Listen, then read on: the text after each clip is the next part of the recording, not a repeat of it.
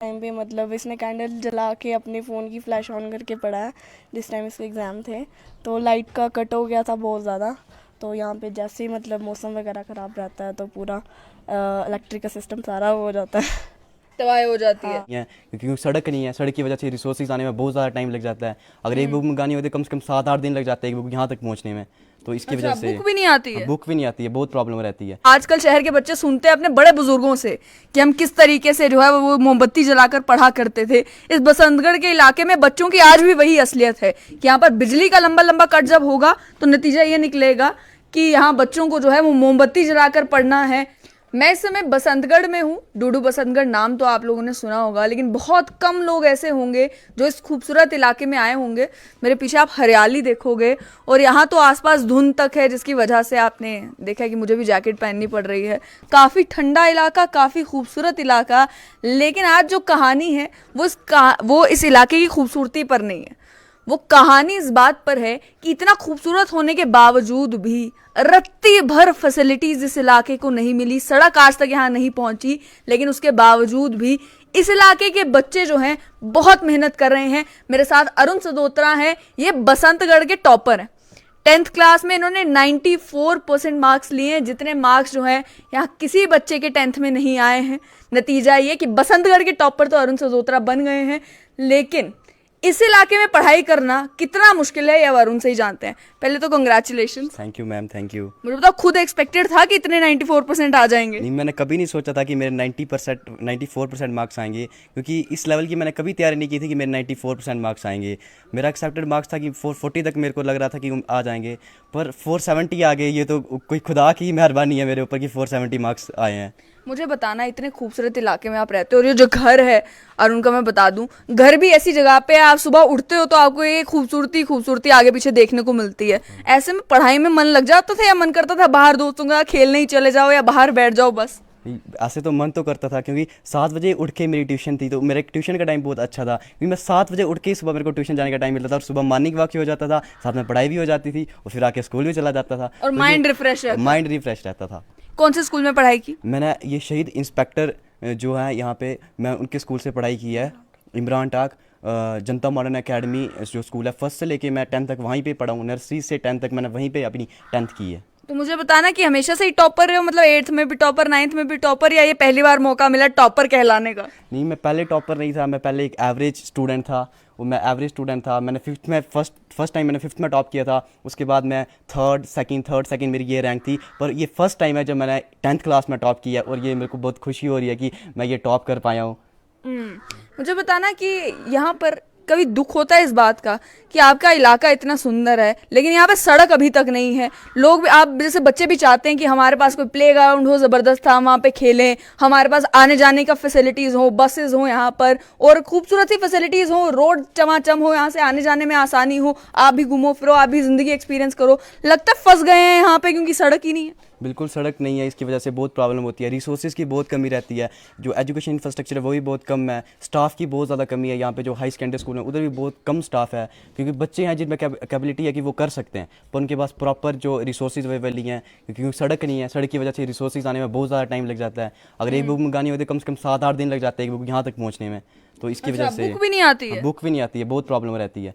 वो स्टेशनरी में बुक्स भी अवेलेबल नहीं रहती है, डिमांड के ऊपर ही आती है। डिमांड के ऊपर। मुझे बताना कितना टाइम लग जाता है एक बुक को पहुंचते पहुंचते? मिनिमम 3 से 4 दिन तो लग ही जाते हैं। अच्छा, और कोई जो थोड़ा कम पढ़ाकू बच्चा हो जो बोले कि एग्जाम से हम 10 दिन पहले पढ़ लेंगे, वो अगर बुक मंगाने लग जाएगा तो एग्जाम हो जाएगा, बुक अभी तक नहीं आएगी? नहीं, बुक तो पहुंच जाएगी उसके, फिर उसका पास होना मुश्किल हो जाएगा। तो उनकी माताजी भी मेरे साथ है। मुझे बताना ये कितनी मेहनत करता, सच बताना कितनी मेहनत करता था पढ़ाई में, या फिर खेलता कूदता रहता था? आप भी हैरान हो गए कि नंबर कैसे आ गए? नहीं नहीं, अरुण शुरू से ही मेहनती था। ये जब से 10th में, ऐसे स्टार्टिंग से भी मेहनती था और शुरू से भी पढ़ता रहा है। 10th में इसने बहुत ज़्यादा मेहनत की है। ऊपर वाला इसका रूम था तो रात को मैं कभी कभी देखती थी जाके, तो ये पढ़ता ही रहता था। अच्छा, रात कितने बजे तक पढ़ता रहता? रात को ऐसे जैसे 10 बजे स्टार्ट करेगा तो सुबह 4 बजे तक पढ़ेगा। सुबह 4 बजे तक? हाँ जी। और अच्छे से, मतलब बाहर भी बहुत कम बच्चों के साथ खेलता कूदता था। तो हम भी बोलती थी, इसकी मासी भी बोलती थी, अरुण आज तू सारी रात पढ़ रहा था, तू बाहर भी नहीं खेलने जाता है तो थोड़ा खेला भी कर। हम सब ऐसा ही बोलते थे इसको। तो लेकिन ये मन लगा के पढ़ाई करता था। मन लगा कर पढ़ाई करता था। आज कैसा लग रहा है? आज नतीजा निकला उस सारी मेहनत का और टॉपर है आपका बेटा। मुझे बहुत खुशी हो रही है। मैं आगे भी इसके लिए यही दुआ करूँगी कि आगे भी ये बहुत मेहनत करे और बहुत आगे जाए। मुझे बताएं, आपने और इसके पिताजी ने क्या सपना देखा है कि अरुण आगे क्या बनना चाहिए? इससे तो पूछेंगे इसने क्या बनना, आपने क्या सपना देखा है? मेरा यही सपना है जो ये बनेगा। मैं तो सोच रही हूँ कि ये IAS अफसर बन जाए या कुछ अच्छा बन जाए। तो इन्होंने तो IAS अफसर बोल दिया, आपका क्या मन है खुद बनने का? मेरा बिल्कुल, मैं ज़रूर CSC एग्जामिनेशन क्रैक करके IAS की तैयारी करना चाहूँगा आगे। और 11th-12th में क्या सब्जेक्ट्स लिए? मैंने 11th-12th में ह्यूमैनिटीज़ ली है। ह्यूमैनिटीज लिए, Yes, तो yes. मतलब तैयारी पूरा माइंडसेट वही बना के रखा है IAS बनेगा। यस बिल्कुल, क्योंकि गोल आपका जितना क्लियर होगा आपके माइंड में तो आपको उसको अचीव करने में उतनी आसानी होगी। लेकिन मुझे बताना कि IAS बनने के लिए क्या करोगे? जम्मू जाओगे, दिल्ली जाओगे, या बसंतगढ़ बैठकर जो है वो IAS बन के दिखाओगे? अब बसंतगढ़ जा सकते हैं। अभी मैंने करंटली अभी अधूपर मैंने एडमिशन लिया कि रिसोर्सेज ऑल अवेलेबल है IAS के लिए। यूट्यूब पे आ जाओ तो सब कुछ अवेलेबल है। मैंने 10th की जो तैयारी है, मेरे टीचर ने बहुत सपोर्ट्स किया है। मेरे साइंस टीचर है प्रदीप सर, मेरी जो जिनके पास मैंने ट्यूशन पढ़ी है साक्षी मैम, उन्होंने मेरे को बहुत सपोर्ट किया। जब भी कभी कभी डाउट आता रात को 10-11 बजे मैसेज करो, वो ज़रूर रिप्लाई देते थे कि नहीं हम तेरी हेल्प करेंगे, हैं हम तेरी हेल्प करेंगे। और जो बहुत से बच्चे थे दूर दूर ट्यूशन पढ़ने के लिए जाते थे, पर मैं मेरे पड़ोस में ट्यूशन पढ़ने के लिए जाता था, क्योंकि मेरे को पता है कि अगर मैं अपना कहीं पे टाइम इन्वेस्ट कर रहा हूँ, कहीं पे इनपुट दे रहा हूँ, तो वहाँ से मुझे मैक्सिमम आउटपुट चाहिए है। अगर मैं उधर जाऊँगा तो मेरे 2 घंटे वेस्ट होंगे, और मैं 2 घंटे वहाँ पे अगर मैं सेल्फ स्टडी में लगाऊंगा तो मेरे को वहाँ से आउटपुट मिलेगा।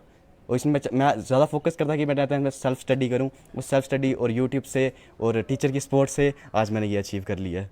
मुझे बताना, अब रिजल्ट आए भी 1-2 दिन हो गया है, ये लगा था कभी कि आप बसंतगढ़ में रह के यहाँ पे टॉपर बनोगे तो मीडिया कोई पहुंचता कभी इस इलाके में, या आपको लगा था कि बाकी हम देखते हैं जम्मू में कोई टॉप करता है, शहर में बैठा लड़का टॉप करता है तो इंटरव्यू हो रहे होते हैं, हम भी सोचते हैं कोई मीडिया वाला हमारे यहाँ बसंतगढ़ भी आए? यस, ये तो मेरे को कभी लगा था कि कोई मीडिया वाली यहाँ पे आएगा, क्योंकि रोड देख के तो बोलेगा यार कौन जाएगा उधर, इतना ख़राब रोड है। तो मेरे को कभी नहीं लगा था कि ये मीडिया वाले यहाँ पे आएंगे।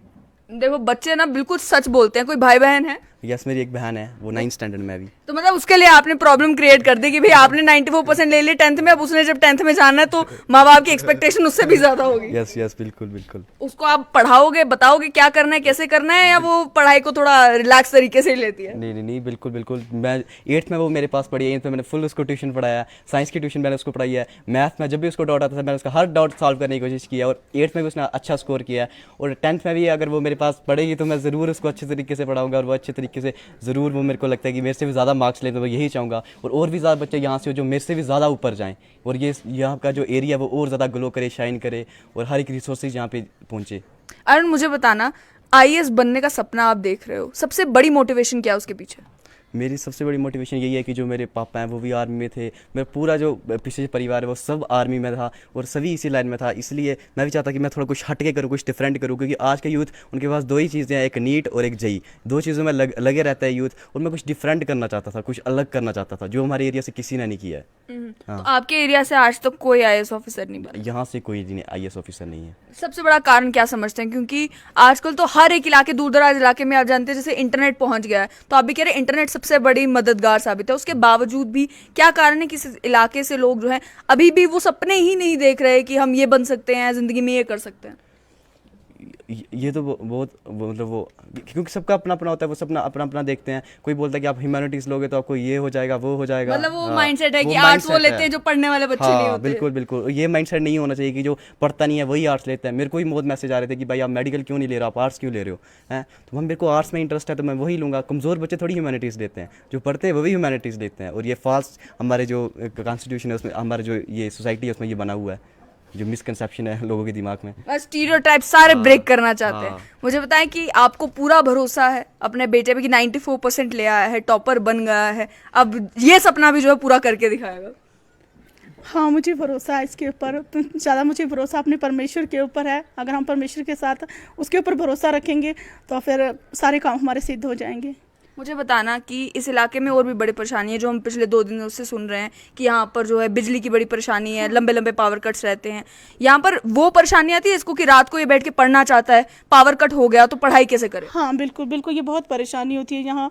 जैसे पिछले दिनों में जैसे एग्ज़ाम चल रहे तो लाइट का बहुत कट हो रहा था, तो लाइट जाती रहती है। कितनी देर तक लाइट जाती रहती है? जैसे अगर एक दिन 10 बजे गई तो फिर सुबह 10 बजे तक आएगी, या कभी कभी कट हो जाता है, जैसे मौसम ख़राब हो जाएगा या कहीं जैसे तारें वगैरह खंभे से निकल जाएंगी तो ऐसे हो सकता है, बर्फ़ वगैरह पड़ती है तो फिर तो लाइट बहुत कम आती है, लेकिन ऐसे लाइट हमेशा रहती है। हाँ तो जहाँ पर भी वही हाल है, हल्की सी बारिश की बूंदें पड़ती है तो बिजली जो है गायब हो जाती है। हाँ गायब हो जाती है बिल्कुल।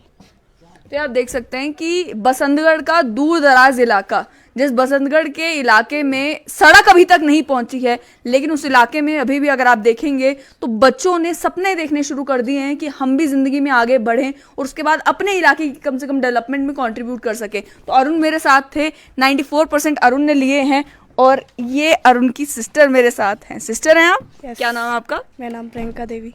परेशानी बन गई है कि भाई ने टॉप कर लिया, अब 10th में जाके कुछ ना कुछ करके दिखाना पड़ेगा। हाँ कुछ तो करना है। क्या मुझे करना है अब? मुझे भी अच्छे मार्क्स लेने, अच्छा स्कोर करना है। अच्छा, अभी आप 9th में। हाँ तो मुझे बताएं आपने आगे क्या बनने का सोचा? मैंने आगे अभी तो जिस फील्ड में मेरा अच्छा बेस रहेगा तो वो आगे मतलब 10th के मार्क्स पे डिपेंड करेगा, फिर डिसाइड करेंगे कहाँ जाना है आगे। नहीं, पहले से भी डिसाइड है। तो मैंने सोचा मेडिकल के में आगे नीट्स वगैरह की तैयारी करूँगी। उसकी तैयारी करूंगी। तो बताना, सच बताना कि भाई पढ़ते रहते थे 24 घंटे या कभी लड़ाइयाँ, कभी दोस्तों के साथ घूमना फिरना, कभी क्रिकेट खेलना? नहीं, ऐसा बिल्कुल नहीं था। ये बहुत मतलब मेरे साथ पूरा फ्रेंडली है, हम दोनों एक दोस्त की तरह हैं। तो मतलब पढ़ता रहता था। तो जिस टाइम पे एग्ज़ाम थे तो उस टाइम पे मतलब इसने कैंडल जला के अपने फ़ोन की फ्लैश ऑन करके पढ़ा है। जिस टाइम इसके एग्ज़ाम थे तो लाइट का कट हो गया था बहुत ज़्यादा। तो यहाँ पे जैसे ही मतलब मौसम वगैरह ख़राब रहता है तो पूरा इलेक्ट्रिक का सिस्टम सारा वो हो जाता है।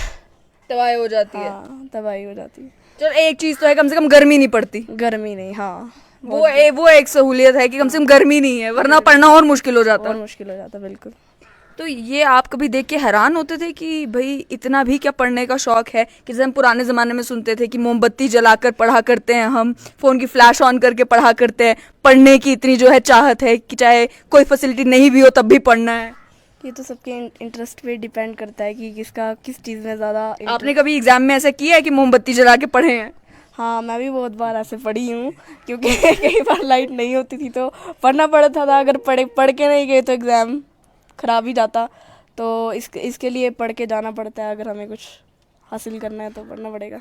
देख लीजिए, जो कहानियां जो है आजकल शहर के बच्चे सुनते हैं अपने बड़े बुजुर्गों से कि हम किस तरीके से जो है वो मोमबत्ती जलाकर पढ़ा करते थे। इस बसंतगढ़ के इलाके में बच्चों की आज भी वही असलियत है कि यहाँ पर बिजली का लंबा लंबा कट जब होगा तो नतीजा ये निकलेगा कि यहाँ बच्चों को जो है वो मोमबत्ती जलाकर पढ़ना है, यहाँ पर उन्हें जो है मोबाइल की फ्लैश जलाकर पढ़ना है और बड़ी मुश्किल से यहाँ पर जो है उन्हें अपनी पढ़ाई में आगे बढ़ना है। कि बसंतगढ़ के अरुण ने 94% लेकर एक एग्जाम्पल सेट की है उन सभी बच्चों के लिए जो ये सोचते हैं कि हमारे पास रिसोर्सेज की कमी होने की वजह से या कोई और कारण होने की वजह से हम पढ़ाई में अच्छा नहीं कर पा रहे।